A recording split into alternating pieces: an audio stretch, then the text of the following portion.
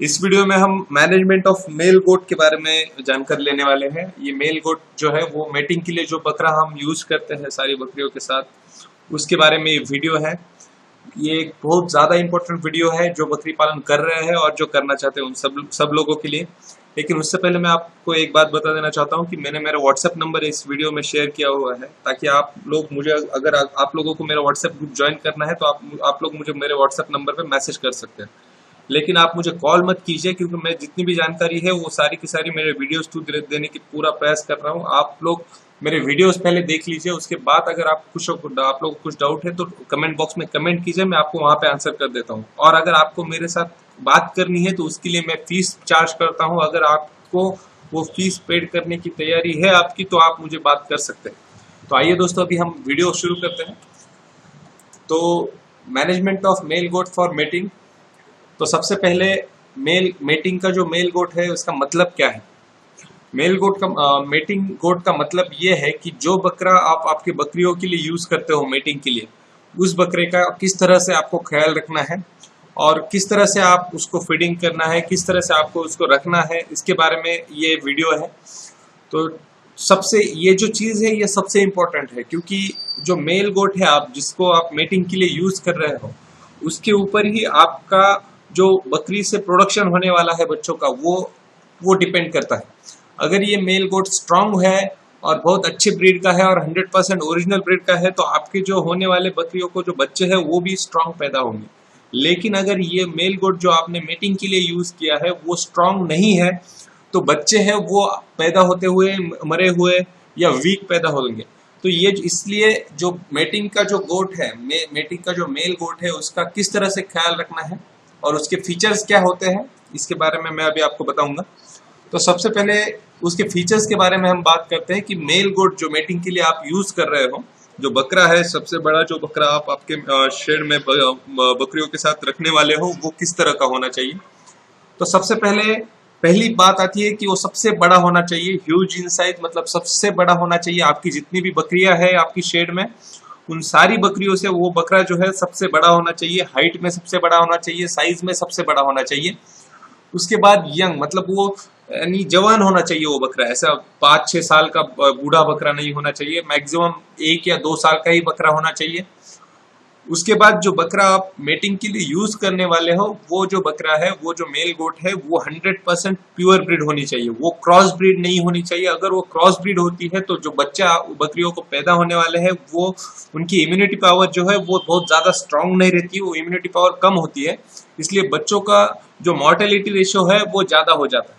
इसलिए जो मेटिंग का जो गोट आप, मेटिंग का जो मेल गोट यानी मेटिंग का जो बकरा आप यूज करने वाले हो मेटिंग के लिए, वो जो बकरा है वो 100% प्योर ब्रीड होना चाहिए, यानी उसमें कोई किसी भी प्रकार का क्रॉस नहीं होना चाहिए। उसके बाद गुड लुकिंग मतलब बकरा दिखने में भी एकदम अच्छी तरह से, एकदम यानी हेल्दी और एकदम एक्टिव दिखना चाहिए दिखते वक्त भी, क्योंकि जो जिस तरह का बकरा है, जो यानी जो मेटिंग के लिए जो मेल गोट है, वो जिस तरह से दिखता है उसी तरह से उसके बच्चे भी पैदा होंगे। अभी दिखने का मतलब ये है कि उसके कान किस तरह के है, उसका नाक किस तरह का है, उसका जो हाइट है वो किस तरह का है, ये है उसके गुड लुकिंग्स में आने वाले पॉइंट। अगर बकरे का नाक जो है वो जे टाइप होता है तो उससे पैदा होने वाले बच्चों के भी, बच्चे का भी जो फेस है वो जे टाइप होता है, तो उसकी वजह से उसको जो आने वाले मार्केट में जो रेट आता है वो अच्छा आता है। इसलिए गुड लुकिंग्स में अगर ये बात आपको ध्यान में रखनी है कि बकरे की हाइट्स ज्यादा हो, बकरा यानी लंबा भी हो, और दूसरी चीज हेल्दी हो, और उसका नाक जो है वो यानी फेस का जो आगे से शेप है वो जे टाइप में हो। और पांचवी सबसे इंपॉर्टेंट चीज कि जो मेल गोट आप मेटिंग के लिए यूज कर रहे हो वो एकदम एक्टिव चाहिए, वो एकदम एनर्जेटिक चाहिए। क्यों, अगर आपका मेल गोट जो है वो एकदम ऐसा सूखा पड़ा हो, कहीं पे तो खड़ा होता है, यानी कुछ भी यानी बकरियों के पीछे नहीं लगता है, तो ये जो गोट है उसका प्रोडक्शन जो है, जो प्रोडक्शन वो यानी रिप्रोडक्शन जो होगा, उससे जो बच्चे जो पैदा होंगे वो भी उसी तरह के होंगे जिनको मार्केट में जो है वो प्राइस ज्यादा नहीं आएगी। इसलिए आपका जो बकरा है वो कान में, नाक में और उसके बॉडी में एकदम गुड लुकिंग होना चाहिए और एक्टिव होना चाहिए। सबसे ज्यादा इंपॉर्टेंट कि एक्टिव होना चाहिए। तो ये 5 मेन फीचर्स है जो बकरे के जो बकरा आप आपके बकरियों के साथ मेटिंग के लिए यूज करने वाला है। अभी उसका मैनेजमेंट किस तरह से करना चाहिए, जो मेटिंग का जो मेल गोट है उसका मैनेजमेंट किस तरह से करना चाहिए। सबसे पहला इंपॉर्टेंट चीज है कि उससे जो मेटिंग का जो मेल गोट है वो आपको सेपरेटली रखना है। उसको आपको बकरियों के साथ में नहीं रखना है, उसे हमेशा बकरियों से अलग रखना है उसको। और जब मेटिंग करनी है उसी टाइम को उसे बकरियों के साथ रखना है। अभी आपको ये बात से कुछ लोग बोलेंगे कि हमें कैसा, सपोज मेरे पास 20 बकरी है तो हमें कैसे पता चलेगा कि जो बकरी है वो हिट पे है और उसको अभी मेटिंग की जरूरत है। तो ये चीज जो है वो बहुत इजी है, क्योंकि ऐसा नहीं होता है कि आपके पास सिर्फ एक ही बकरा है। मैं सिर्फ उस बकरे के बारे में बात कर रहा हूं जो मेटिंग के लिए आपको यूज करना है मेनली। आपके शेड में अगर आपके पास 20 बकरियां हैं तो उसमें कम से कम 4-5 छोटे बकरे भी होते हैं, जो यानी जिनका एज 5 महीने 6 महीने होता है। तो ये जो बकरे हैं ये बकरे जब उस बकरी के ऑटोमेटिकली जब भी बकरी हिट पे आती है तो उसके पीछे लग जाते हैं। तो जब ये बकरे उसके बकरी के पीछे लग जाते हैं तब उस वक्त आपको इनडायरेक्टली ये पता चल जाता है कि वो बकरी हिट पे है। तो उस टाइम पे ही आपको जो आपका बकरा है मेल गोट जो है, जो आप मेनली मेटिंग के लिए यूज कर रहे हैं, उसको उनके साथ छोड़ देना है। तो जब ऐसा आप करोगे तो मेल गोट जो है वो एकदम मेल की तरह रहेगा।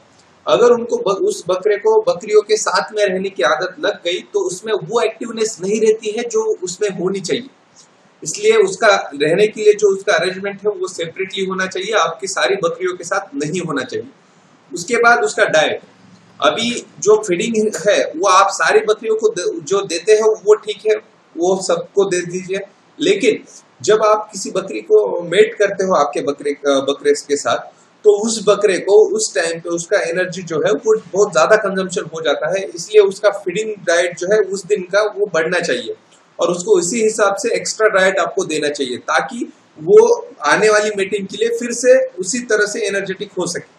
अगर आपकी 20 बकरियां है और आपने 20 बकरियों के लिए एक मेल मीटिंग के लिए रखा हुआ है, और अगर आपको उसका फीड सारी बकरियों के साथ जो है वही है, तो उसके जो फिजिकल अपीयरेंस है, उसका जो तबीयत है, उसके ऊपर काफी सारा इफेक्ट हो जाएगा और वो बहुत ज्यादा वीक हो जाएगा अगर वो कंटिन्यूअसली मीटिंग के लिए यूज किया गया।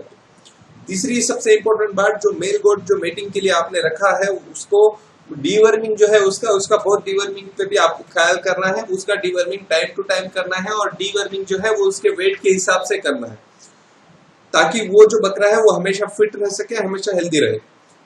चौथी सबसे इंपॉर्टेंट चीज कि उसका मैनेजमेंट ऑफ मेटिंग, यानी अगर आपकी शेड में 20 बकरियां हैं तो अगर एक साथ, तो उस 20 बकरियों का मेटिंग का जो साइकिल है उसके साथ आपको आपके बकरे जो मेल गोट जो आप उनको मेटिंग के लिए यूज कर रहे हो उसका खाने का साइकिल और उसके मेटिंग का साइकिल और मेटिंग की क्वांटिटी। अगर सपोज आपके शेड में एक साथ 5 बकरियां हिट पे आती है तो आपका जो बकरा है उसके ऊपर बहुत ज्यादा लोड आएगा। उस समय आपको किसी और के बकरे को भी उस शेड में एंटरटेन करना पड़ेगा।